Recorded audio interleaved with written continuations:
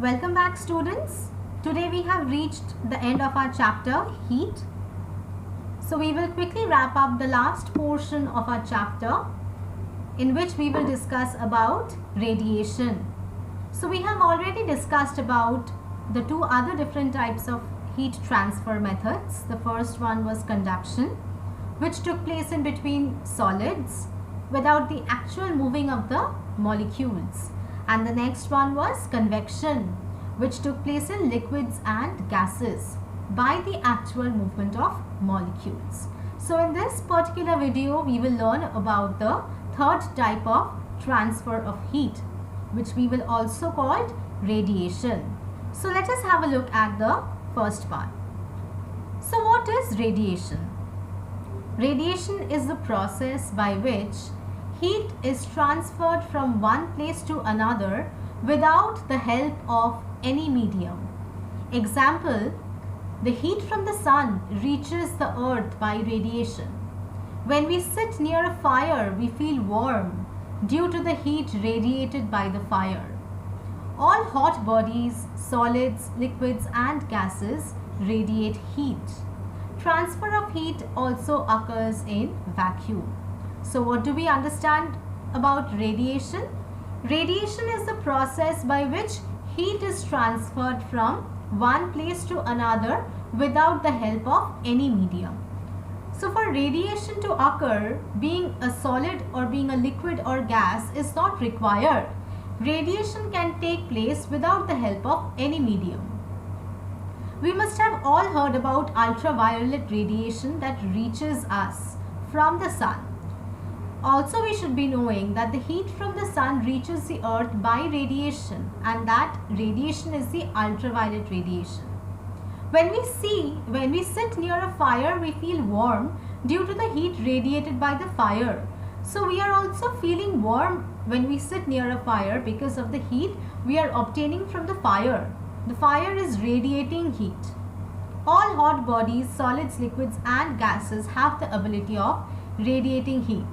Transfer of heat also occurs in vacuum. So the mode of transfer of heat that can take place also in vacuum is radiation. Reflection and absorption of radiation. When radiation falls on a body, part of it is absorbed, rest is reflected. Quantity of heat absorbed depends on the distance between bodies. Black surfaces and shiny surfaces absorb more heat. So what do we understand? When radiation, it falls on a body, part of it, partially it is absorbed. And the rest of the part which is not absorbed is reflected. Quantity of heat also depends on the distance between the two bodies. So if the bodies are placed closer to one another, the amount of heat radiated, absorbed, reflected, it will be higher than the bodies which are placed far further away from each other. In those cases in which the bodies are placed further away from each other, the amount of heat absorbed and the amount reflected will differ. Black surfaces and shiny surfaces absorb more heat. That is why it is recommended to wear black clothes in winter, because black surfaces, they absorb more heat. And it is prescribed or said that you should be preferably wearing white clothes during summer, because white surfaces reflect more heat. Let us look at the illustration. Take two tin cans of the same size. Paint the outer surface of one tin black color and the other white. So you can look into this figure over here. Two tin cans are taken. One can is painted black and the other can is painted white. Pour equal amounts of water in each and leave them in sunlight for about 1 hour. So we are supposed to be filling up the two cans with equal amounts of water, and we will leave them in sunlight for an hour. And see what they have done here. They have also placed in a laboratory thermometer in the can with the help of a stand. Laboratory thermometer, remember why we are using laboratory thermometer? Because it has a wider range of recording temperature, and also we have to read the temperature while the thermometer is present in the can itself. Otherwise, due to the absence of kink, the mercury level will start dropping. After some time, after an hour, measure the temperature of water in both the cans. So after an hour, what we are supposed to do, we are going to measure the temperature in both the cans. The water in the black can is warmer than the water in the white can. You can do it yourself also at home right now. Though you will not have a laboratory thermometer, you can try with normal thermometer. The water in the black can, you will see it becomes warmer than the water in the white can. Hence, what do we understand from this particular activity? Dark colored surfaces radiate more heat than light colored surfaces. So dark colored surfaces, they are radiating more heat than the white colored surfaces. So that is the reason why it is preferable to wear lighter clothes during summer and darker clothes during winter. Let us have a look at some examples of radiation. Why do we wear light colored clothes in summer? Let us have a look at the answer. Dark colored surfaces absorb more heat than light colored surfaces. Dark colored surfaces radiate more heat than light colored surfaces. We wear dark colored clothes in winter because it absorbs more heat and keeps us warm. We wear light colored clothes in summer because it reflects most of the heat and keeps us cool. So that is the reason we are supposed to be wearing white colored clothes in summer, because it reflects most of the heat and keeps us cool. But in winter we can preferably wear darker colored clothes. Why? Because it absorbs more heat, radiates more heat and keeps us warm. Why do we wear woolen clothes in winter? We wear woolen clothes in winter because wool is a poor conductor of heat and the air in between the wool fibers prevent loss of heat from our body. So we feel warm. Remember the time we were discussing conductors and insulators, I had mentioned that wool is an insulator. So that is exactly why we wear woolen clothes in winter, because the wool is a poor conductor or an insulator of heat. It doesn't allow the heat from your body to go outside into the environment.